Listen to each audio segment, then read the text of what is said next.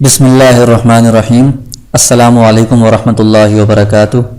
یہ مختصر القدوری کا 10واں سبق ہے۔ اس سبق میں ہم کتاب الصلاۃ یعنی نماز کے مسائل کو شروع کریں گے۔ تو پہلے عبارت دیکھ لیں۔ کتاب الصلاۃ اول وقت الفجر اذا طلع الفجر الثانی وهو البیاض المعترض في الافق وآخر وقتها ما لم تطلع الشمس وأول وقت الظهر إذا زالت الشمس وآخر وقتها عن أبي حنيفة رحمه الله إذا صار ظل كل شيء مثليه سوى فيء الزوال وقال أبو يوسف ومحمد رحمهم الله إذا صار ظل كل شيء مثله وأول وقت العصر إذا خرج وقت الظهر على القولين وآخر وقتها ما لم تغرب الشمس وأول وقت المغرب إذا غربت الشمس وآخر وقتها ما لم يغب الشفق وهو البياض الذي يرى في الأفق بعد الحمرة عند أبي حنيفة رحمه الله وقال أبو يوسف ومحمد رحمهم الله هو الحمرة وأول وقت العشاء إذا غاب الشفق وآخر وقتها ما لم يطلع الفجر الثاني وأول وقت الوتر بعد العشاء وآخر وقتها ما لم يطلع الفجر ويستحب الإسفار بالفجر والإبراد بالظهر في الصيف وتقديمها في الشتاء وتأخير العصر ما لم تتغير الشمس وتعجيل المغرب وتأخير العشاء إلى ما قبل ثلث الليل ويستحب في الوتر لمن يألف صلاة الليل أن يؤخر الوتر إلى آخر الليل وإن لم يثق بالانتباه اوتر قبل النوم۔ اس سے پہلے کتاب الطہارت کو یعنی پاکی ناپاکی کے مسائل کو بیان کیا ہے جو کہ نماز کے لیے بنیادی اور ضروری شرط ہے۔ تو اس کے لیے چونکہ مسائل بہت زیادہ تھے تو الگ باب اور الگ کتاب کے اندر ان سارے مسائل کو بیان کیا ہے۔ اب نماز کی جو باقی شرائط ہیں جو نماز سے پہلے ہوتی ہیں ان کو اسی نماز کے جو باب ہے، نماز کی جو کتاب ہے، اس کے اندر ہی بیان کریں گے۔ تو نماز کی جو باقی شرائط ہیں ان میں سے ایک نماز کا وقت ہونا بھی ہے، اس کو یہاں سے بیان کرنا شروع کر رہی ہیں۔ تو سب سے پہلے فجر کا وقت بیان کیا ہے۔ اول وقت الفجر، فجر کے وقت کی جو ابتدا ہے، فجر کا وقت شروع کب ہوتا ہے؟ اذا طلع الفجر الثانی، جب دوسری فجر طلوع ہو۔ دوسری فجر سے کیا مراد ہے کہ ایک پہلی فجر آتی ہے جس کو فجر کاذب کہا جاتا ہے، تو اس میں جو روشنی ہے وہ لمبائی میں ہوتی ہے، وہ افق میں مشرق کی طرف سے اوپر بلند ہو کر مغرب کی طرف لمبائی میں ہوتی ہے، تو اس کو فجر کاذب کہا جاتا ہے۔ اس کے طلوع ہونے سے فجر کا وقت شروع نہیں ہوتا، بلکہ اس کے بعد دوسری فجر آتی ہے جس کو فجر صادق یا صبح صادق کہا جاتا ہے، جس میں روشنی افق کے اوپر چوڑائی میں ہوتی ہے، پھیل جاتی ہے۔ اس وقت فجر کا وقت شروع ہو جاتا ہے۔ تو فجر ثانی کی تشریح کی ہے، وَهُوَ الْبَيَاضُ الْمُعْتَرِضُ فِي الْأُفُقِ، وہ ایسی سفیدی ہے جو افق کے اندر پھیلی ہوئی ہو، چوڑائی یعنی عرض کے اندر ہو، تو یہ فجر ثانی ہے۔ اس کے طلوع ہونے سے فجر کی نماز کا وقت شروع ہو جاتا ہے، اسی کو صبح صادق بھی کہا جاتا ہے۔ وہ آخر وقتها، اور فجر کی نماز کا وقت ختم کب ہوگا؟ ما لم تطلع الشمس، جب تک سورج طلوع نہیں ہوتا اس وقت تک فجر کی نماز کا وقت باقی رہتا ہے۔ جیسے ہی سورج کا ایک کنارہ نظر آئے گا، سورج طلوع ہونا شروع ہوگا تو فجر کی نماز کا وقت ختم ہو جائے گا۔ وہ اول وقت الظہر اذا زالت الشمس، اور ظہر کی نماز کی جو ابتدا ہے وہ اس وقت سے ہوتی ہے جب سورج زائل ہو جائے۔ زائل ہونے کا مطلب یہ ہے کہ سورج جب بالکل سر کے اوپر آتا ہے، اس کو استواء شمس کہا جاتا ہے، تو وہ تو نماز کا ممنوع وقت ہوتا ہے۔ تو جب سر سے وہ آگے چلا جائے مغرب کی طرف تو اس کو سورج ڈھلنا یا سورج کا زائل ہونا کہا جاتا ہے۔ تو جب وہ تھوڑا سا آگے چلا جائے تو اس کو زوال بھی کہا جاتا ہے، یا سورج ڈھلنا یا زائل ہونا۔ اس وقت سے ظہر کی نماز کا وقت شروع ہو جاتا ہے۔ وآخر وقتها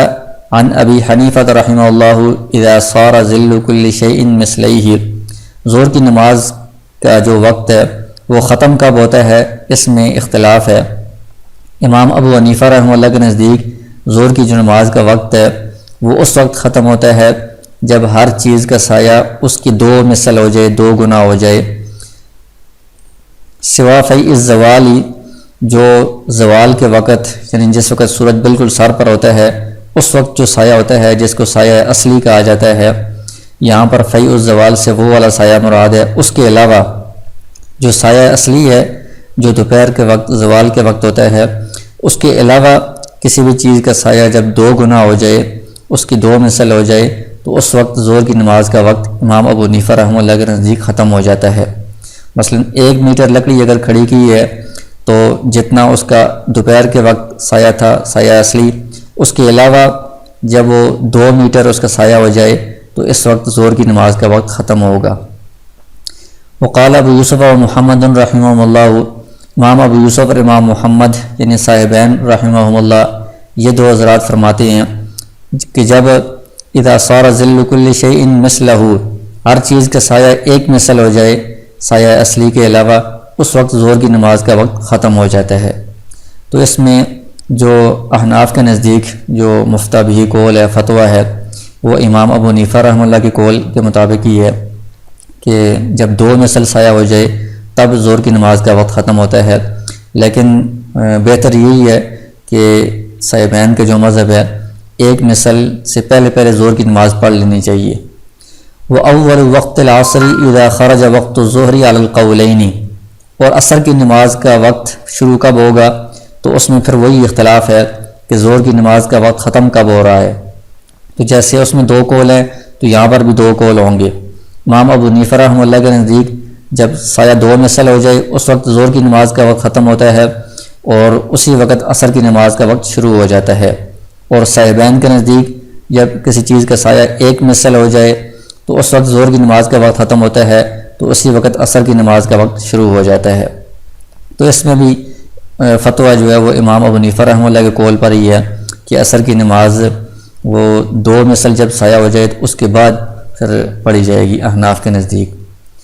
وہ آخر وقت ہے ما لم تغرب الشمس، اور عصر کی نماز کا وقت ختم کب ہوتا ہے جب سورج غروب ہو جائے، اس وقت عصر کی نماز کا وقت ختم ہوتا ہے، اس سے پہلے اس کے نماز کا وقت باقی رہتا ہے۔ لیکن یہ جواز والے وقت کی بات ہو رہی ہے کہ عصر کی نماز سورج غروب ہونے تک جائز ہے، لیکن سورج غروب ہونے سے پہلے جب سورج زرد ہو جاتا ہے اس وقت کا جو وقت ہوتا ہے وہ اگرچہ اس میں عصر کی نماز پڑھنا جائز ہے لیکن مکروہ ہے، تو یہ مکروہ اور مستحب والے اوقات کی تفصیل بعد میں آئے گی۔ وَأَوَّلُ وَقْتِ الْمَغْرِبِ إِذَا غَرَبَتِ الشَّمْسُ، اور مغرب کی نماز کا وقت شروع ہوتا ہے جیسے ہی سورج غروب ہو، اس کے بعد مغرب کی نماز کا وقت شروع ہو جاتا ہے۔ وَآخِرُ وَقْتِهَا مَا لَمْ يَغِبِ الشَّفَقُ، اور مغرب کی نماز کا وقت ختم کب ہوتا ہے جب شفق غائب ہو جائے، اس وقت مغرب کی نماز کا وقت ختم ہو جاتا ہے۔ پھر شفق سے کیا مراد ہے، اس میں بھی امام ابو حنیفہ رحمہ اللہ کا اور صاحبین کا اختلاف ہے۔ امام ابو حنیفہ رحمہ اللہ کے نزدیک وَهُوَ الْبَيَاضُ الَّذِي يُرَى فِي الْأُفُقِ بَعْدَ الْحُمْرَةِ، کہ افق میں جب سورج غروب ہوتا ہے تو اس کے بعد پہلے زردی ہوتی ہے، افق کے اوپر زرد رنگ نظر آتا ہے، پھر اس کے غائب ہونے کے بعد ایک سفیدی ہوتی ہے، سفید رنگ نظر آتا ہے۔ تو امام ابو حنیفہ رحمہ اللہ کے نزدیک زردی کے بعد جو سفیدی آتی ہے یہ شفق ہے، سفیدی جب غائب ہوگی اس وقت مغرب کی نماز کا وقت ختم ہوگا۔ وقال ابو یوسف و محمد رحمہ اللہ والحمرۃ، جو صاحبین ہیں ان کے نزدیک جو سورج غروب ہونے کے بعد زردی ہوتی ہے یہ جو رنگ ہے یہی شفق ہے، جیسے ہی یہ غائب ہوگا تو مغرب کی نماز کا وقت ختم ہو جائے گا۔ وہ اول وقت العشاء اذا غاب الشفق، اور عشاء کی نماز کا وقت شروع کب ہوگا جب شفق غائب ہو جائے گی، مغرب کی نماز کا وقت ختم ہوگا تو عشاء کی نماز کا وقت شروع ہو جائے گا۔ تو اس میں پھر شفق میں وہی اختلاف ہوگا کہ امام صاحب کے نزدیک سرخی کے بعد جو سفیدی ہوتی ہے وہ جب سفیدی ختم ہوگی تب عشاء کی نماز کا وقت شروع ہوگا، اور صاحبین کے نزدیک جو حمرہ جو سرخی ہے یا زردی ہے وہ جب ختم ہوگی تو اس کے بعد ہی عشاء کی نماز کا وقت شروع ہو جائے گا۔ تو اس میں بھی امام ابو حنیفہ رحمہ اللہ کے قول پر یہ فتویٰ ہے، عشاء کی نماز جب سرخی کے بعد سفیدی ختم ہو جائے اس کے بعد پھر پڑھنی چاہیے۔ وآخر وقت ہے ما لم يطلع الفجر الثانی، اور عشاء کی نماز کا وقت ختم کب ہوتا ہے جب فجر ثانی طلوع ہو جائے۔ فجر ثانی سے مراد وہی صبح صادق ہے جیسے پہلے تفصیل عرض کی ہے، اس وقت تک عشاء کی نماز کا وقت باقی رہتا ہے۔ وَأَوَّلُ وَقْتِ الْوِتْرِ بَعْدَ الْعِشَاءِ، اور وطر یہ چونکہ واجب ہیں اور تو ان کا الگ سے وقت بیان کر دیا ہے۔ وطر کی جو نماز ہے اس کا وقت شروع ہوتا ہے عشاء کی نماز کے بعد، وہ آخر وقت یہ ہے جب بھی کسی وقت بھی بندے نے عشاء کی نماز، عشاء کے فرض پڑھے ہیں تو اس کے بعد وہ وطر پڑھ سکتا ہے۔ وہ آخر وقت ہے ما لم یطلع الفجر، اور وطر کا وقت ختم کب ہوگا؟ جب فجر طلوع ہو جائے، فجر سے مراد صبح صادق ہے، اس وقت تک وطر بندہ پڑھ سکتا ہے۔ وَيُسْتَحَبُّ الْإِسْفَارُ بِالْفَجْرِ، ابھی تک تو وہ اوقات بیان کیے ہیں جو جائز ہیں، یعنی کون سے اوقات ہیں کہ جن میں فلاں جو نماز ہے وہ جائز ہے۔ اب اس کے بعد ایسے اوقات بیان کر رہے ہیں کہ جو جواز والا وقت ہے وہ تو بہت لمبا ہے، اس کے کون سے حصے میں نماز پڑھنا زیادہ بہتر ہے، زیادہ مستحب ہے، زیادہ اس کا اجر و ثواب ہے، ان کو بیان کر رہے ہیں۔ تو کہتے ہیں کہ فجر کے اندر اسفار مستحب ہے۔ اسفار کا مطلب یہ ہے کہ اندھیرا ختم ہو جائے، روشنی آ جائے، اتنی زیادہ روشنی نہ ہو کہ سورج بالکل طلوع ہونے کے قریب ہو جائے، لیکن تھوڑی اتنی روشنی ہو کہ بندے کو 1 میل دور تک اس طرح کوئی چیزیں نظر آنے لگیں، تو اس اسفار کو مستحب قرار دیا گیا ہے۔ تو فجر کی نماز اس طرح روشن کر کے پڑھنی چاہیے۔ والابراد بالظہر فی الصیف، اور جو ظہر کی نماز ہے اس میں جب گرمی ہو تو دوپہر کے وقت چونکہ زیادہ گرمی ہوتی ہے تو اس کو تھوڑا ٹھنڈا کر کے پڑھنا، یعنی تھوڑا لیٹ کر کے پڑھنا، یہ زیادہ مستحب ہے۔ وتقدیم فی الشتاء، اور سردیوں میں اس کو جلدی پڑھنا، یعنی زوال کے بعد پہلے وقت میں، جلدی والے وقت میں پڑھنا، یہ زیادہ مستحب ہے۔ وتاخیر العصر، اور عصر کو تھوڑا مؤخر کر کے پڑھنا، یہ زیادہ مستحب ہے، لیکن اتنا مؤخر نہ کیا جائے کہ ما لم تتغیر الشمس، سورج متغیر ہو جائے، یعنی سورج کا رنگ بدل جائے، وہ زرد ہو جائے، اس کو دیکھنا ممکن ہو، اس کے بعد سے تو عصر کی نماز کا وقت مکروہ شروع ہو جاتا ہے، اس سے پہلے تک اس کو مؤخر کرنا مستحب ہے۔ وتعجیل المغربی، اور مغرب کی نماز میں جلدی کرنا، یعنی غروب شمس کے بعد جلدی پڑھ لینا، یہ مستحب ہے۔ وتاخیر العشاء الی ما قبل ثلث اللیل، اور عشاء کی نماز میں جو رات کا 1/3 حصہ ہے، 1/3 حصے سے پہلے تک اس کو مؤخر کرنا، یہ زیادہ بہتر ہے، مستحب ہے۔ لیکن آج کل کے زمانے میں چونکہ اس میں جماعت کی قلت کا، لوگوں کے کم شریک ہونے کا خدشہ ہوتا ہے، تو اس لیے اگر جلدی بھی پڑھ لی جائے تب بھی کوئی حرج نہیں ہے۔ وَيُسْتَحَبُّ فِي الْوِتْرِ لِمَنْ يَأْلَفَ الصَّلَاةَ اللَّيْلِ أَنْ يُؤَخِّرَ الْوِتْرَ إِلَى آخِرِ اللَّيْلِ، وطر میں اگرچہ عشاء کے بعد سے فجر تک بندہ پڑھ سکتا ہے، لیکن ان میں سے زیادہ بہتر مستحب وقت کون سا ہے؟ تو کہتے ہیں کہ وطر کے اندر مستحب یہ ہے، جو بندہ صلاۃ اللیل یعنی تہجد کی نماز سے مانوس ہو، یعنی تہجد کی نماز کا عادی ہے، اس کے لیے مستحب یہ ہے، بہتر یہ ہے کہ وہ وطر کا مؤخر کرے رات کے آخری حصے تک، رات کے آخر میں جب وہ تہجد پڑھے تو ساتھ وطر بھی پڑھ لے، یعنی صبح صادق سے پہلے۔ وَلَمْ يَثِقْ بِالْانْتِبَاهِ، اور اگر اس کو یقین نہ ہو، اعتماد نہ ہو صبح اٹھنے پر، یعنی اگر وہ رات کو سوئے گا تو صبح وطر کے لیے اس کو جاگ نہیں آئے گی، اس کو پکا یقین نہیں ہے، تو اوتر قبل النوم،